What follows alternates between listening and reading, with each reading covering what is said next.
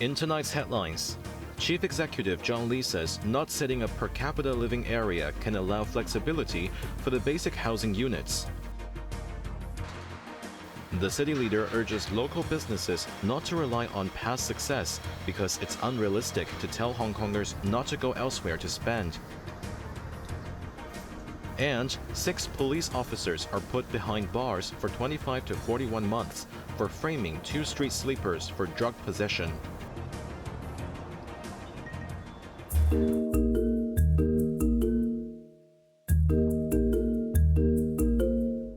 Chief Executive John Lee expressed confidence in addressing any potential challenges posed by the new policies on renting subdivided units.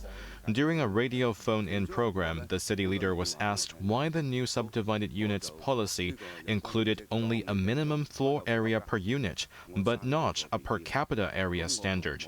Lee explained that it was to give flexibility to households that may welcome new family members.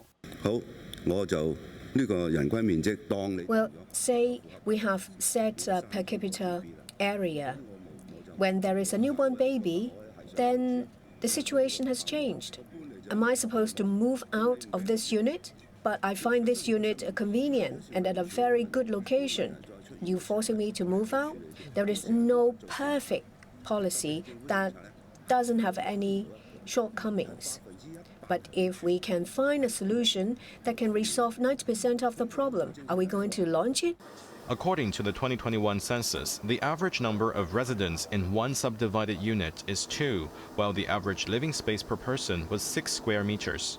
Meanwhile, one caller expressed concern that the new standards for subdivided housing would lead to increased rent, making it difficult to afford for single individuals and those on social welfare.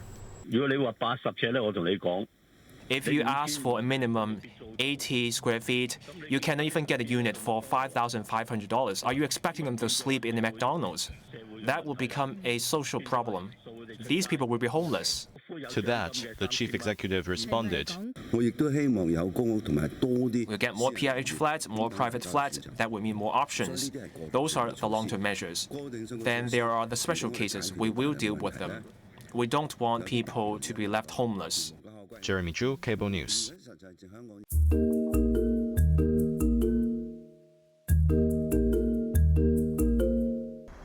The government unveiled more details about the new basic housing unit policy and pledged to protect existing tenants while enforcing regulations against non-compliant subdivided units.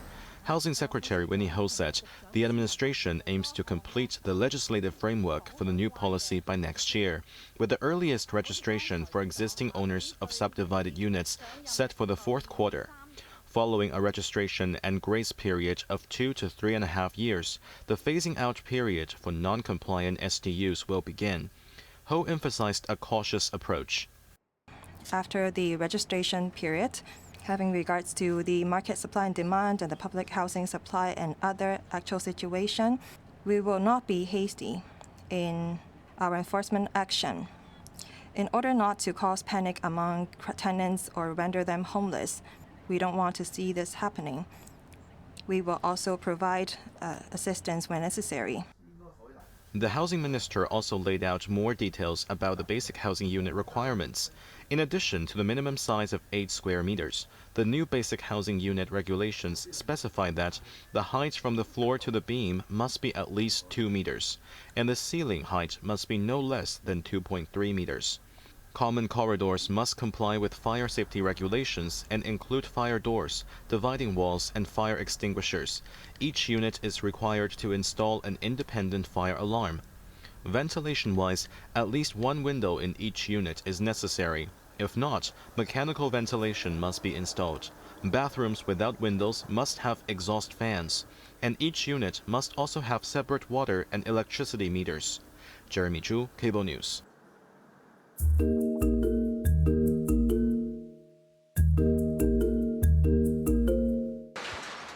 Chief Executive John Lee urged local businesses to adopt new strategies to attract customers instead of relying on past success, particularly during this challenging transition period. His remarks follow the increasing complaints from retailers and restaurants about declining sales as many Hongkongers choose to spend elsewhere. Over the Chongyang Festival long weekend, nearly 1.5 million residents left the city, dealing a fresh blow to local businesses. Responding to the question at a radio phone-in program one day after his policy address, the city leader advised the retail sector to recognize the structural changes in consumption patterns and seek reforms to address these challenges. It's unrealistic to prevent Hong Kong people from going elsewhere to spend. Hong Kong is a free society. Our market is free and flexible. Operators will need to change.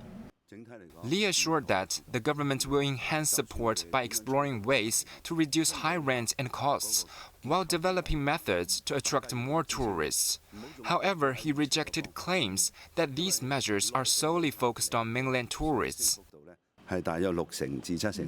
Mainland visitor coming here saw a growth of 60%, but visitors from elsewhere doubled in number. That inbound visitor count actually exceeded pre-COVID levels, despite the smearing.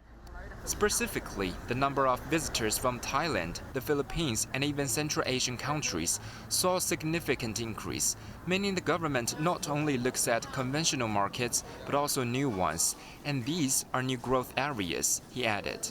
Kun Ting-Yap, Cable News.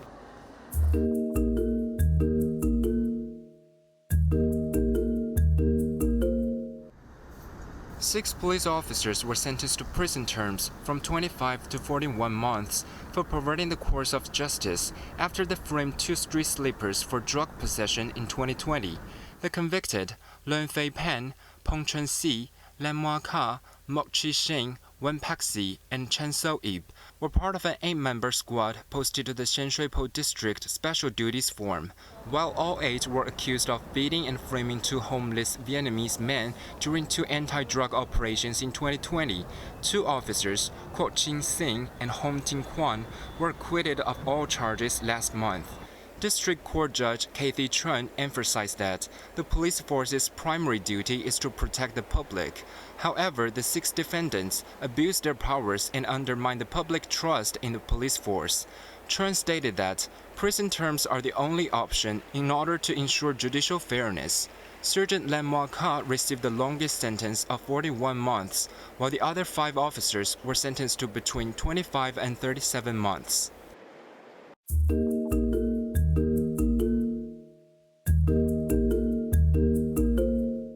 Japanese Prime Minister Shigeru Ishiba sent a ritual offering to the war-linked Yasukuni Shrine in Tokyo on the first day of his autumn festival, instead of paying a personal visit, apparently to avoid hurting ties with the country's neighbors.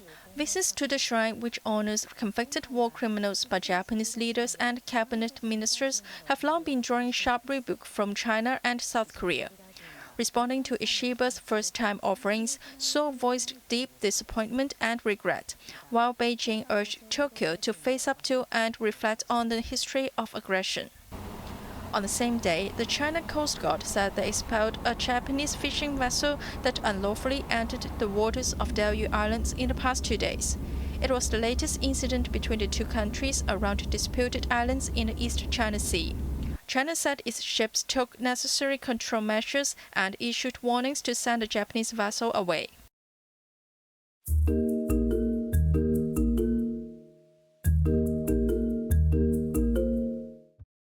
Two days after blowing up parts of inter-Korean links on the border, North Korean state media published photo of the detonations, confirming 2 60-meter-long sections of roads and railways in the east and west of the southern border, respectively, were completely brought through blasting, with no negative effect on the surrounding ecological environment. The report stated that the routes linking to South Korea have been completely separated, an inevitable and legitimate measure taken in line with North Korea's constitution that clearly defines the South as a hostile state.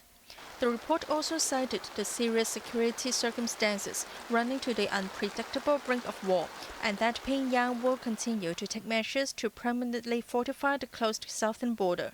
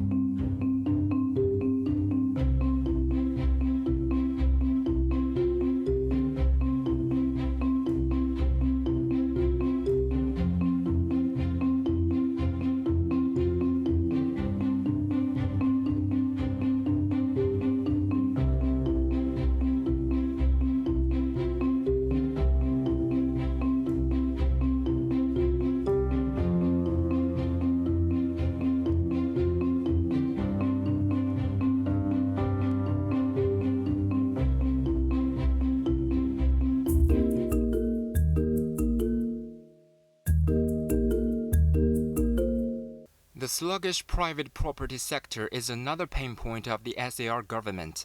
Financial Secretary Paul Chen believed that the latest easing of mortgage rates will enhance public confidence in the property market. As announced in yesterday's policy address, the maximum loan-to-value ratio for all homes would be adjusted to 70%, regardless of their value, while the maximum debt servicing ratio will be raised to 50%.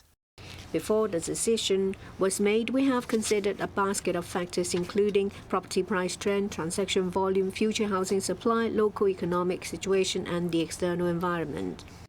The finance chief assured that the banking system remains stable and that risks linked to mortgage loans are effectively managed, and that there is room to reinstate the pre-2009 countercyclical measures to alleviate impacts on regular property transactions. Chen also noted that Hong Kong's banking system possesses sufficient buffers to manage fluctuations in property prices. Furthermore, supported by recent United States rate cuts and measures from the central government, the local property market is witnessing a gradual recovery in transaction volumes. Although still sluggish, market sentiment is improving, Chen noted. Overall, Chen expressed optimism toward the economic outlook of the city for the rest of the year. As the U.S. continues its rate-cutting cycle, Hong Kong is expected to follow suit, which will lower operating costs. Additionally, steady growth in mainland China's economy is also anticipated to enhance private consumption. Chen also highlighted the strong interest from the U.S. and Europe in both Hong Kong and mainland markets, noting that 90% of recent net purchases of Hong Kong stocks originated from funds or investment banks in these regions. They were just waiting for an opportunity, he said. Kuntinya, Cable News.